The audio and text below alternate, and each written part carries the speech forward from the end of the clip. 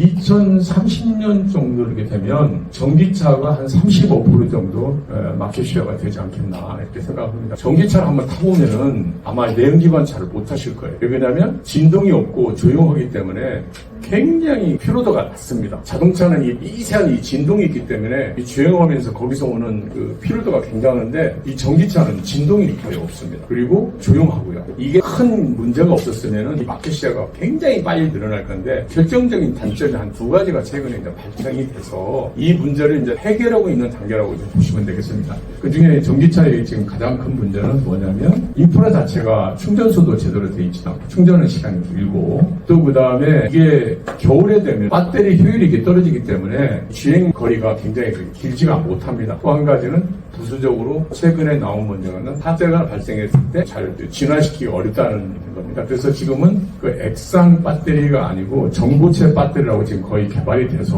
곧 아마 상용화가 될 겁니다. 전기차는 그야말로 일반적으로 배터리가 있어가지고 배터리에다가 충전을 해서 충전된 배터리의 힘으로 모터를 돌려서 가는 차입니다. 그러니까 이거는 굉장히 심플해요. 그러니까 전기차 중에서 가장 돈이 비싼 게 저 배터리거든요. 그러니까 배터리 빼놓고는 나머지는 사실 별거 없어요. 그러니까 여기 이제 전기차로 가면은 이제 엔진이 필요 없죠. 그 다음에 뭐 이게 거의 다 없어져요. 그렇죠. 그야말로 모터를 컨트롤하는 MCU 요거 전자 제어 장치 요것이 거의 다 한다고 이렇게 보시면 돼요. 그러니까 앞으로는 전기차로 갈 수밖에 없다. 그 다음에 수소 연료 전기차는 여기에 연료 전지라는 게 하나 더 들어가고 또 하나 수소 탱크라는 게 들어갑니다. 이 수소 탱크가 들어가는데 수소를 이 탱크에다가 충전을 하면은 대기 중에 우리 공기 중에 산소가 많지 않습니까? 그 산소하고 수소하고 이거를 연료 전지에다가 이렇게 넣어가지고 연료 전지에서 그러면은 전기가 이게 발생이 됩니다. 수소와 산소가 합치면 여기서 전기 에너지가 발생이 돼요. 수소를 충전해서 대기 중에 있는 산소와 이걸 하면은 여기서 연료 전지에 들어가면 여기서 전기를 발생이 돼서 그 전기로 모터를 돌려서 차를 돌리는 거고 일부 남는 전기는 여기에 배터리가 또 있어요. 배터리가 있어서 이 배터리에다 또 충전을 합니다. 충전을 해서 경우에 따라서는 이거 없어도 배터리 힘 가지고 이렇게 갈 수가 있고 그러니까 수소 연료 전기 장치에서 가장 핵심은 뭐냐? 이 연료 전지하고 수소 탱크라고 볼 수가 있습니다. 그러니까 이제 여기서 이제 대기 중에 있는 산소하고 수소를 이렇게 집어넣어서 연료 전지 가면은 여기에 H2 수소와 산소가 합쳐져 물이 발생이 돼서 배기통 이쪽으로 물이 떨어집니다. 물이 이게 발생이 되니까 이게 물이 둘둘 조금씩 이렇게 떨어진다고 이렇게 보시면 됩니다. 지금 중국제 전기버스로 시장이 지금 먹혀들었습니다. 근데 상용 버스나 트럭은 안 돼요. 지금 뭐 가기 바빠 죽겠는데 중간에 상용 버스하고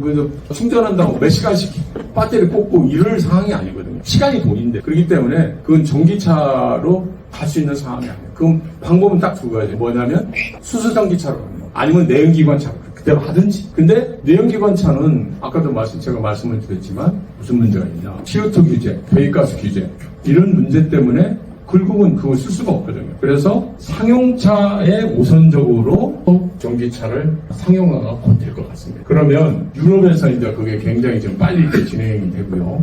한국도 아마 이 수소로 전기차 버스나 이제 트럭이 이제 될 것 같은데 아까도 말씀드린 이 수소 탱크를 이렇게 놓고 산소를 보면서 연료전지에서 전기가 발생돼서 모터를 하고 일부 전기 남는 거는 이 배터리 충전기에 배터리를 충전해놔가지고 이렇게 돌리면 되는 거거든요. 이 자동차 산업이 이 대단한 게 사실은 왜 미국에서 미 정부가 자동차 산업가지고 이런 이렇게 압박을 이렇게 가하냐면 가장 파급 효과, 경제적 파급 효과가 고용 창출뿐만 아니라 경제 전반적으로 파급 효과가 엄청나게 큰 게 자동차.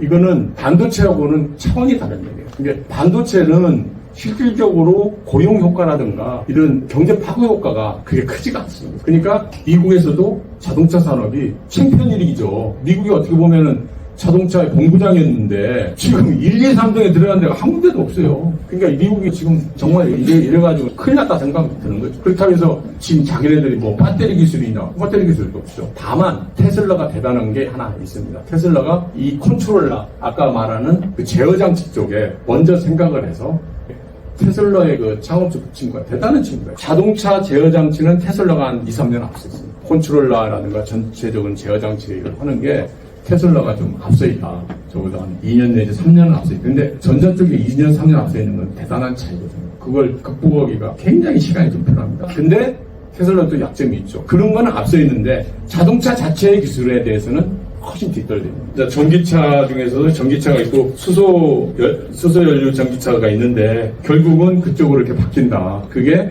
잠시 머물 뿐이지 그 해결책이 아마 곧 나온다. 그리고 그 배터리 업체에서도 그 문제를 지금 거의 다 해결이 돼가지고 아마 내년부터인가 액상이 아닌 고체 고형 배터리 이쪽으로 이렇게 바뀌면 획기적인, 그리고 부피도 작아지고 화재 위험도 없고 에너지 충진량도 많아지고 여러 가지가 이렇게 되기 때문에 획기적으로 한번 변화가 있을 거고, 양이 또 많아지면 전기차가 이렇게 많이 되면은 가격도 많이 떨어져서 실질적으로 우리 분들이 탈 수 있을 거다. 이제 앞으로는요, 전기차는 심플하거든요. 굉장히 심플하고 조용하고, 그 다음에 컴퓨터라이징으로 모든 게 다 이게 제어가 다 되고 이렇게 하기 때문에 이게 기록이 다 남고, 그러니까 이제 세상이 이제 우리가 생각하는 일반적인 그런 세상이 아니고 완전히 딴 세상에 왔다 보시면 될 것 같습니다.